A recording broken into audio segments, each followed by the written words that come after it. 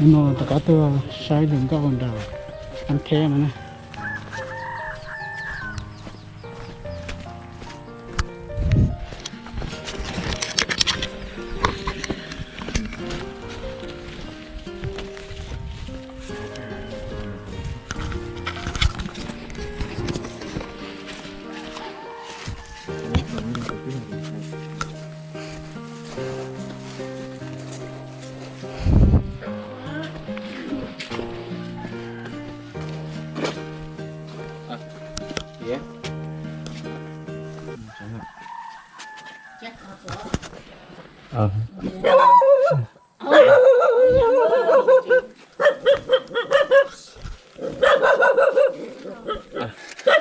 tôi biết rồi đấy.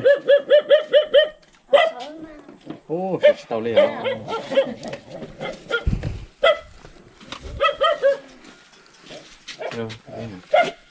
Này lúc tôi đồ nó có bao nhiêu rồi hết. Gì?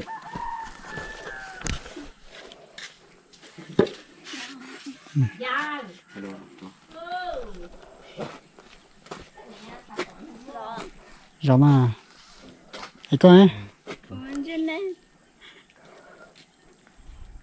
Ba tôi bé thập bé nó nói chết rồi.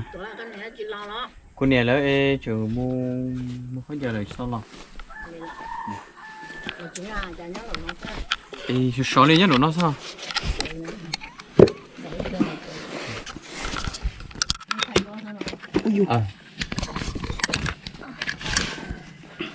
Đây, tụi bây giờ nó là sai lì. Thầy mua đồ lì à? Mua kìa. Của tụi bây giờ nó là sai lì à? Thầy cho một con nào là thầy quá chứ? Ủa xí sao? Thầy quá chứ phải gì cả. Thầy nào thế cả vậy à? Con nào tôi thấy chờ xe bổ sung bao. Lấy kìa. Này cho một xí xóa này cho một rong một thẻ à? Ủa giống vậy à? Con này. Để nên nó sỏi vào tí theo vậy.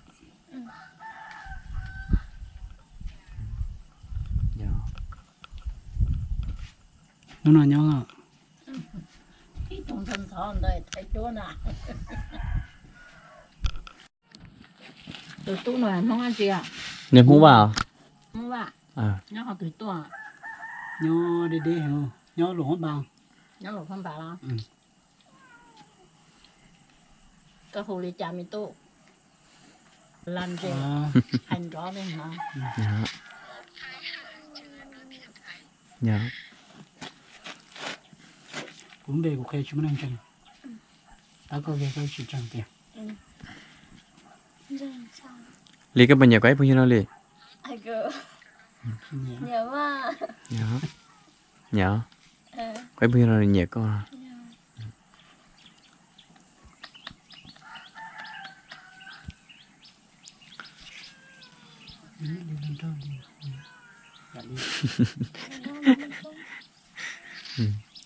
Dạ.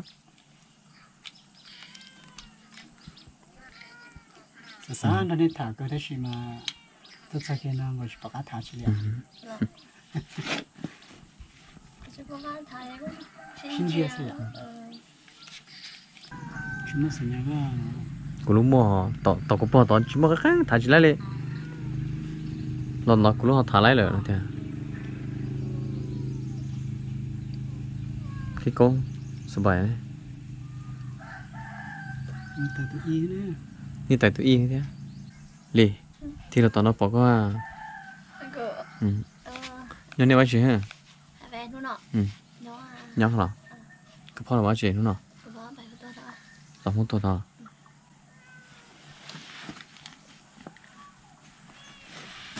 Là nó sọt đâu rồi à? Nhớ phải sao chứ chứ sao? Mình đâu biết nhắc gì.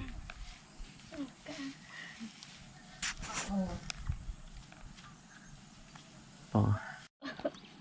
Xì nó biết tôi xì tốt rồi giờ. Ơi bỏ xì rồi lọ. Tôi xì còn đây. Xì rồi tông ấy. Xì sụt tông.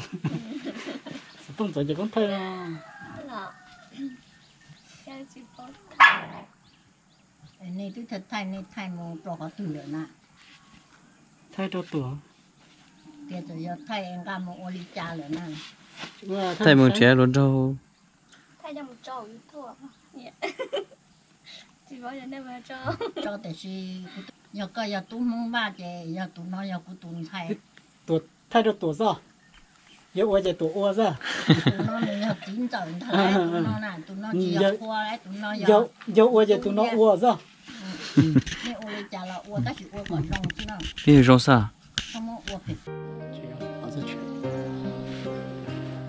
三个月我说不 ไทยด้วยจีเอาไทยตัวน้องไทยจีตรงซอตรงนี้นั่นแล้ว mà khó ตัวก่อนเจ๊ลงมาไทยเจ๊ต้องตัวลงว่าไอ้เราหุ่นซอตรงเลยไทยนะเราต้องไทยนะ 有那个啥，有那个哩，什么啥？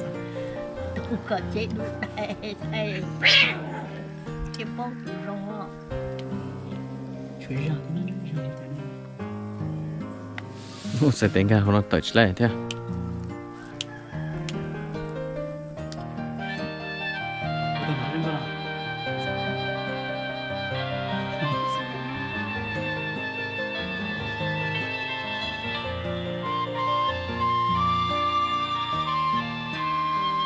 hôm nay cái răng con này có được Có thể lấy từ hồ này. có thể răng con là sao con tiền không sao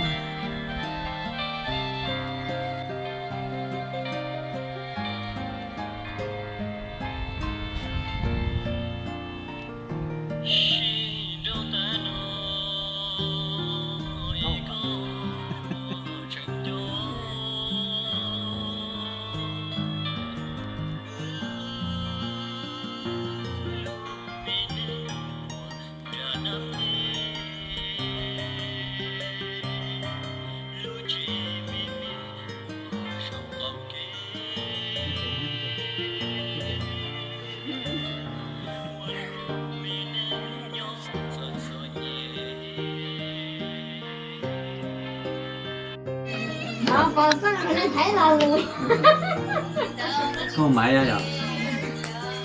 Không phải sao à? Cổ trâu nè. Nè. Cổ thằng nó chỉ thả cổ trâu xuống dưới mua sao hả? Phải à? Cậu tao muốn đâu đi? Này là đây vậy à? Con này mà chỉ sửa rong. Cho con sao thì tốt đa sao là nên chỉ định chân hả?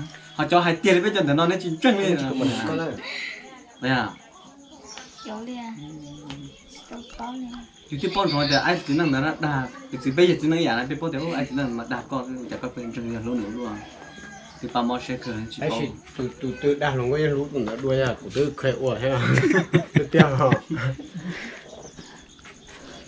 cơ rồi đôi nhau thì sao Nhưng đã mang khăn rồi mà khăn đã thì ra cứ hiểu thôi còn tận đây là nên chỉ cho lúc sẽ sáng nào thì mất tiếp không nhiều tuổi là nhiều có thể lấy thẳng Giờ cho họ giờ cho là cái giờ cho mình cái tôi thẳng Con đi kia à cô ạ không phải dễ như nào Nhẹ nhàng nhẹ nhàng như để dễ thái ta toàn trẻ tôi lúc đó Dạ họ cú chỉ chuyện thế này thì là bao giờ chỉ to bây giờ nên có chuyện hơn bây giờ nó Té Cần lấy gì Nhiều té ha cần đánh nhau thế xem cái phần đầu thế tả này cần để thua thế tả này Để cho có hết rồi chỉ bỏ cái nhau họ Facebook bây giờ lấy cấp của chị Facebook à Quê chị xí là chị cho tông chị đi nhá Chị xí cái biểu không và ta comment cho phóng mình luôn rồi nè Ê Tụi ai luôn tôi bỏ cái ấy lò sao Nói chị nhiều của mô ta không nấu rồi Ừ thành chỉ là nó lấy nhau bên đó là lò hơn đấy nào Lần đến đến nó còn tôi chưa tôi có cần để món gì này Mô ha món hai à tôi bỏ một số tông này mua là kia tông thế thôi với tôi không như là khu to thì hồi nãy được có như nên chỉ lúc này chúng sẽ tiếp tục chỉ vào có chỉ nhau thì chỉ nhau như này chỉ như ý rồi hả thì theo có gì là do tên nhiều do không biết không mấy chứ chỉ lúc thì chỉ để không yên trọ cho cái xong của hả mà thấy tụi nó đâu cơ À rồi tông ta ha hay xong thì nó tôi mà chẳng khâu nhở Chị à mẹ mà nhớ chứ nó bò mông này mông khăn à nhá bột mông đâu à nó thì thăm hỏi lo đi nhá thầy cháu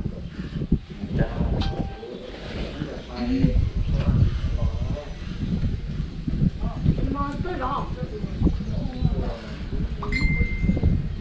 nó không mà đúng không nhá chị vào đây lọ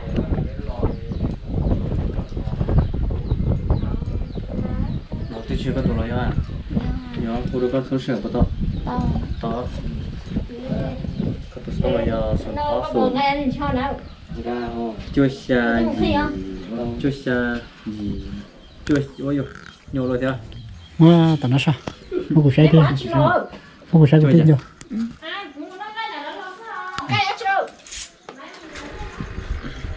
chua cha gì chua ôi chua gì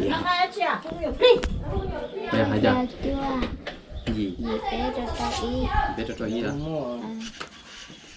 cho nó có cần để món gì à một chi à có cho xong cần để món chi ô cô yêu cần để kinh cái thế này à vậy cô ấy năng ngủ xong cái quá thế nào nhà cũng không được à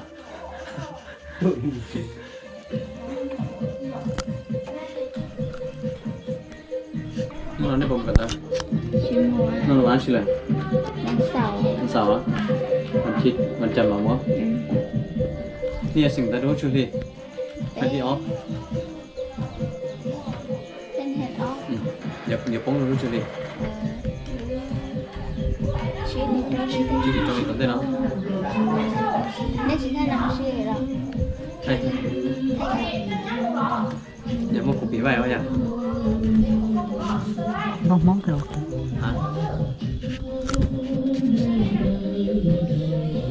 đánh ra ra nhiều là có một tổ xe này rồi có thêm gì lúc cái gọi đi tới tầm mắt chỉ lòng chị về được bao nhiêu rồi là cái chúng có thêm gì lúc cái này vậy cái sông đi chả nó tôi sợ tung bây giờ đi chả đi chả đấy cho nè sao nó không có mong nó có con đó không đi chả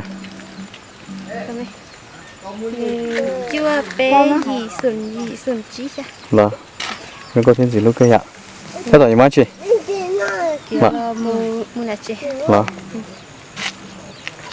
một sen chỉ cả à